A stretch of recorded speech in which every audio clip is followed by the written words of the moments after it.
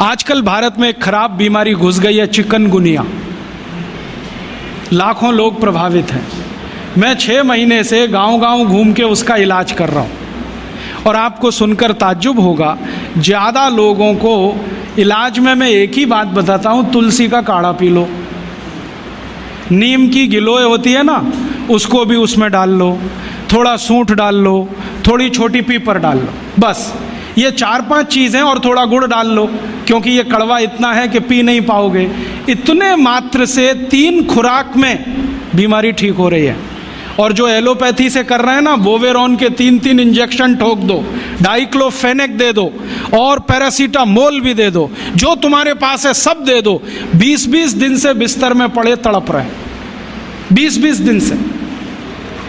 अभी आज मैं आया भीलवाड़ा से, और आने का देरी का कारण भी यही है कि वहाँ 1 लाख लोग चिकनगुनिया से पीड़ित हैं। वहाँ डॉक्टर आते हैं, राजीव भाई जरा बताओ ना। मैंने कहा अपना इंजेक्शन खुद क्यों नहीं ठोक लेते? कहते हमें मालूम है इसके साइड इफ़ेक्ट क्या हैं, तो पेशेंट को क्यों नहीं बताते? इतने हरामखोर हो, तुम्हें मालूम है कि इसका साइड इफ़ेक्ट क्या है? वोवेरॉन लगाएंगे तो क्या होने वाला है? मुंह में छाले हो जाएंगे, गले में छाले हो जाएंगे, अल्सर भी हो सकता है, तुम जानते हो, फिर पेशेंट को क्यों नहीं बताते? ये हरामखोरी तुम में कहाँ से आ गई? अपने को इंजेक्शन ठोकोगे नहीं, उसको ठोकते जाओ, तुम्हें मालूम नहीं है ठीक नहीं होगा, फिर पैरासीटामोल देते जाओ, डाइक्लोफेनेक देते जाओ, नोवलजिन के इंजेक्शन लगाते जाओ। और दुर्भाग्य से एलोपैथी ने ये सब नाम 20 साल पहले बैन कर दिए। वो कहते हैं डाइक्लोफेनेक खराब है, पैरासीटामोल तो और भी खराब है, नोवलजिन तो 1984 से बैन है यूरोप में और अमेरिका में, वही इंजेक्शन यहाँ ठोक रहे हैं लगातार। दुष्परिणाम है कि मरीज ठीक ही नहीं हो रहे। और मैं आपको मेरा अपना तजुर्बा बताता हूँ। आप में से कुछ विद्यार्थी होम्योपैथी के हैं, आप जानते हैं कि होम्योपैथी की बहुत सारी दवाएं आयुर्वेद से ही निकली। तुलसी है ना, उसी से ओसीमम है। ओसीमम की 3-3 खुराक देके कर्नाटक में 70,000 रोगियों को चलता कर दिया, और वो 20-20 दिन से एलोपैथी खा रहे थे, रिजल्ट नहीं आ रहा है।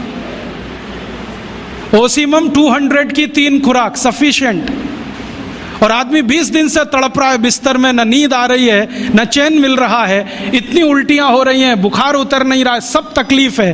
3 डोज दो, खत्म कहानी। माने उसको फिर कुछ ज़रूरत ही नहीं। और फिर आज स्थिति ये है कि कर्नाटक सरकार ने हमारे ये कैंपों के रिजल्ट देखने के बाद अपने डायरेक्टर्स और जॉइंट डायरेक्टर सबको लाइन से लगा दिया, जाओ राजीव दीक्षित के पास, सीखो उससे वो क्या दे रहा है। मेरी तो स्थिति यह है कि कार्यकर्ता कम पड़ गए, डॉक्टर कम पड़ गए।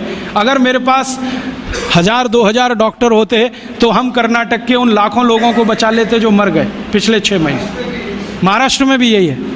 रिजल्ट मिलते हैं उन दवाओं से, तो भरोसा क्यों नहीं करें उनके ऊपर? ओसीमम तो तुलसी में से ही बनी है भाई, और तो क्या है, डाइल्यूशन फॉर्म में है, बस इतना ही तो है। और तुलसी का काढ़ा समझ लो मदर टिंचर फॉर्म है उसका, तो काढ़ा दे दो तो समझ लो मदर टिंचर दे दिया, और पोटेंसी में दिया तो डाइल्यूट करके दिया। और आप जानते हैं कि ये आयुर्वेद का ही सिद्धांत है कि औषधि की मात्रा जितनी कम रखो, असर उतना ही अधिक है। होम्योपैथी तो इसी पे काम करती है। तो अपने विज्ञान में दम तो है, अपनी विद्या में दम तो है, बस इसका प्रचार करने की बात है। प्रचार कौन करेगा? आप करेंगे। और इसका सबसे सरल तरीका है वॉक एंड टॉक। सबसे सरल तरीका। अगर आप इसका अपनी विद्याओं का प्रचार करना चाहते हैं, सरकार तो करेगी नहीं क्योंकि वो एलोपैथी के चंगुल में फंसी है। हमारी सरकार के 2 मंत्रियों का तो मेरा तजुर्बा है पिछले 6 साल में। जब मैं उनके पास गया स्वास्थ्य मंत्री को मिलने के लिए, वो कहते राजीव भाई ये सब हमको समझता है, कर कुछ नहीं सकते क्योंकि ऐसा जकड़ के रख लिया है। तो मैंने कहा इसमें आग तो लगा सकते हो, आग ही लगा दो, हनुमान जी की तरह से रावण की लंका एक बार जल जाए, कम से कम कहानी तो ख़त्म हो जाए। तो कहते हैं उतनी हिम्मत अभी तक नहीं आई है, आ जाएगी तो वो भी लगा देंगे। तो उनमें तो आने से रही, क्योंकि वो तो फंसे हैं अपने स्वार्थ में। आप इसको तैयारी करो, एक ना एक दिन ये विदेश से आई हुई चिकित्सा पद्धति के तंत्र को ऐसे ही उखाड़ के फेंकना है जैसे ईस्ट इंडिया कंपनी को उखाड़ के फेंका था हमने। वीडियो को आगे शेयर कीजिए ताकि जरूरतमंद लोगों तक यह जानकारी पहुंच सके। अधिक जानकारी के लिए श्री राजीव दीक्षित जी के ज्ञान पर आधारित स्वदेशी अभियान ऐप डाउनलोड करें। धन्यवाद।